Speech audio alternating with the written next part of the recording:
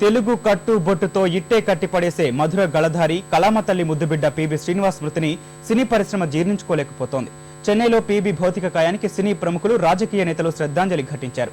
దక్షిణాది భాషలతో పాటు హిందీలోనూ తన గాత్రంతో అలరించిన శ్రీనివాస్ స్వస్థలం తూర్పుగోదావరి జిల్లా కాకినాడ. ప్రేమ పాసంతో సినీగల ప్రస్థానం ప్రారంభించిన ఆయన సుమారు 3000కు పైగా పాటలు పాడారు. మధుర గాత్రంతో అలనాటి శ్రోతలను అలరించిన పిబి ఆదివారం మధ్యాహ్నం చెన్నైలోని తన స్వగృహంలో తుది శ్వాస విడిచారు. ఆయనకు భార్య, 4 కుమారులు, కుమార్తె ఉన్నారు. పిబి మృతి పట్ల ఆంధ్రప్రదేశ్ ముఖ్యమంత్రి కిరణ్ కుమార్ రెడ్డి, తమిళనాడు ముఖ్యమంత్రి జయలలిత, గవర్నర్ రోసయ్య సంతాపం ప్రకటించారు. శ్రీనివాస్ అంత్యక్రియలు ఇవాళ మధ్యాహ్నం చెన్నైలో నిర్వహించినట్లు కుటుంబ సభ్యులు తెలిపారు.